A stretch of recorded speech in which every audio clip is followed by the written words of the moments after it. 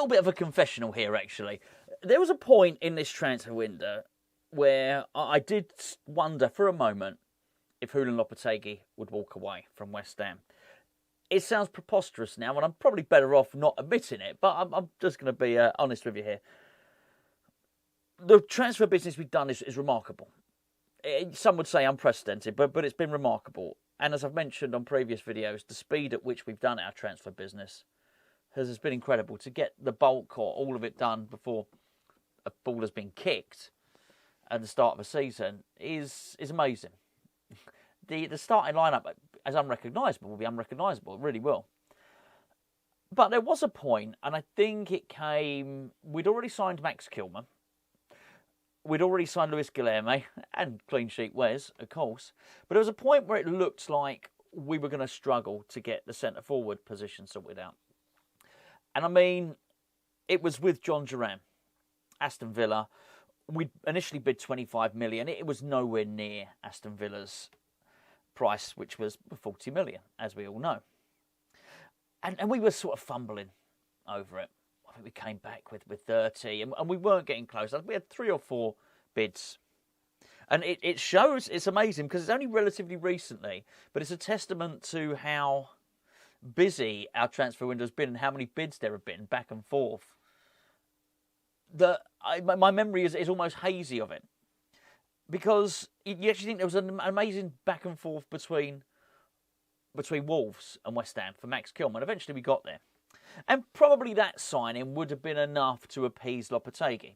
But let's not forget, he was given signings at Wolves. He really was. Wolves backed him. He spent money. I may have this wrong. Did they not buy Cunha for big money when he was at Wolves? Whether that's true or whether it's not, he was backed at Wolves. And certainly, listening to the Wolves fans before we got Lopetegui, Gio got a couple of them over on Hammer's chat to give their side of the story, the Wolverhampton Wanderers side of the story, and I think they felt a little bit hard done by it. They felt that maybe he'd gone back on his words, Lopetegui, rather than Wolves going back on their word. But as West Ham fans, we were armed with the knowledge that here's a man that can walk out on a club if he feels he's not being backed. So there came a point where we were having these sort of botched negotiations with John Duran, where I thought, would he? Could he? Is there a chance that maybe he'll leave West Ham? Now, as I say, of course, it seems completely and utterly ridiculous now. Because when you think about it, he would have had negotiations with Tim Steidten, with David Sullivan. We were saying it on this channel, where lots of people, not just us, but lots of people saying it on lots of different channels and websites and whatnot, that Lopetegui was in negotiation with West Ham for quite some time. Towards the end of last season. We didn't wait until David Moyes had gone. And obviously you would think that as part of those negotiations that he would have sought backing. He would have sought to have some reassurances that what happened at Wolves wouldn't happen to him at West Ham. So I probably had nothing to worry about. I mean, it would just make sense, wouldn't it? I mean, from a West Ham perspective, you would say to him, you'd ask him at the interview process, what went wrong at Wolves, mate? You know, explain it to us. Just talk us through it.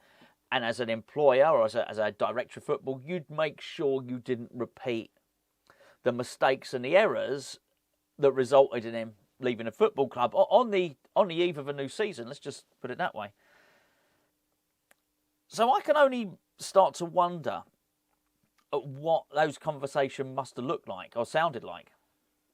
Because we're surprised as fans how this transfer window has panned out.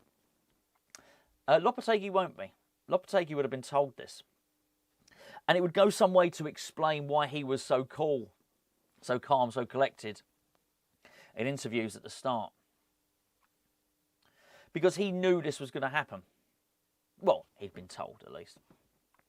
I guess Lopetegui would probably say in the privacy of his own lounge that you can be told one thing at a football club and something quite different can often happen. But imagine that. He would have been told this. Now, it's actually something we were told very, very early in the transfer window. Very early. Told it by a top source at the club.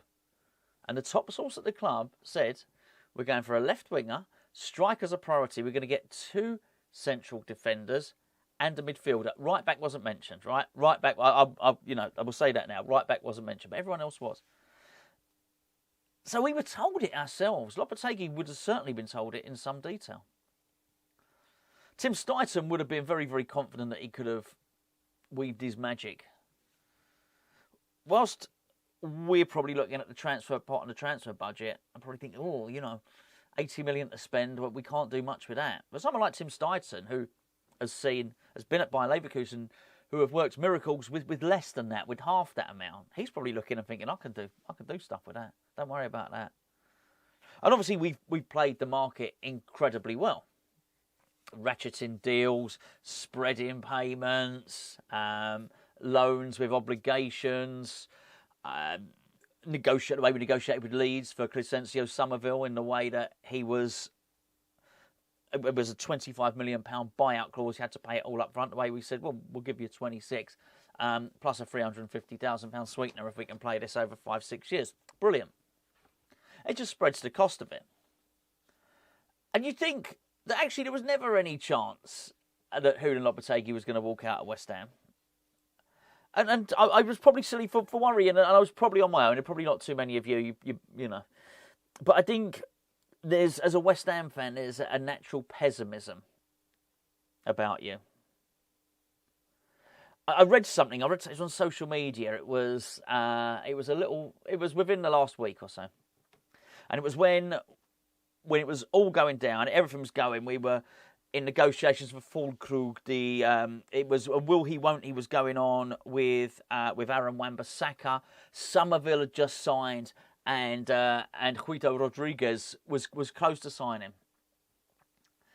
And somebody wrote on social media, with sort of like eyes thrown to the ceiling, and it was a West Ham fan, to be fair. Said, imagine being a West Ham fan and worrying about things now. Basically, eyes to the ceiling. Basically, suggesting West Ham fans are always moaning. And I thought, no, you don't get it. You don't get it. Because I do think it's in our DNA. It's in our DNA to worry and be concerned, because we've had so many relegations. We've got, I mean, not everybody. My son's never seen us relegated, not that he could remember anyway. But for those of us at a certain vintage, long part of our history, we've been a bit of a yo-yo club, haven't we? So you have that pessimism. You've seen the family silver sold. You've seen the Icelandics come in, and you've seen these false dawns before, and then the club's on the brink of bankruptcy. And this happens. This happens at West Ham. So I think you always have sort of one eye on that danger, don't you? That something might happen. But I just found myself thinking about it, and my mind was cast back to that moment when I started thinking, well, I wonder what Lopetegui would have thought. And I just think he must be looking at that now thinking, yes, this is the backing that I should have received. Now, I can't pretend to tell you how much backing he had at Real Madrid. I don't know. To be fair, I've only just thought of it now, so I could have researched it, but I didn't even know I was going to say this. But I often used to say about David Moyes that West Ham was the best club of David Moyes' career. He spent nearly 500 million. He had the sort of backing. He had a long time. He had 2 stints. He had the sort of backing. He had the time at Everton, but he didn't have the money. At West Ham, he had the time and the money, right? He had the money at Man U. He didn't have the time. He still spent more at West Ham, and got to spend far more on individual players. Most he spent, I think it was possibly £30 million on Juan Mata. Spent at Man United. We got to spend like 50 odd million. He spent 30. He spent more than that on Nathan Gerd, for goodness sake. He spent a lot of money. You get my point. But I made the point that actually, this was it. That was the pinnacle for David Moyes. David Moyes would maybe look back and think, oh, I was hard done by there. But actually, if you look back on his career and think that was it, mate. That was peak. You might not think it, but that was peak Moyesy. That was your best part of your career. We say about Jesse Lingard as well. And I do wonder now if Lopetegui's looking at this thinking this is the backing I've always wanted. I think I'm probably safe to say he didn't receive it in Portugal. He probably didn't receive this level of backing at Sevilla. Not this level of money. No way. Definitely no way. Definitely not. And obviously Wolves as well. So he probably thinks he's not landed on his feet because he's probably done his due diligence and he's taken his time. He's probably taken a look at West Ham. He's probably looked at the attendance. He's looked at the budget and thought, I can do something here. But yeah, I just thought it was interesting. Julen Lopetegui walking away, he's probably thinking now, I am staying put.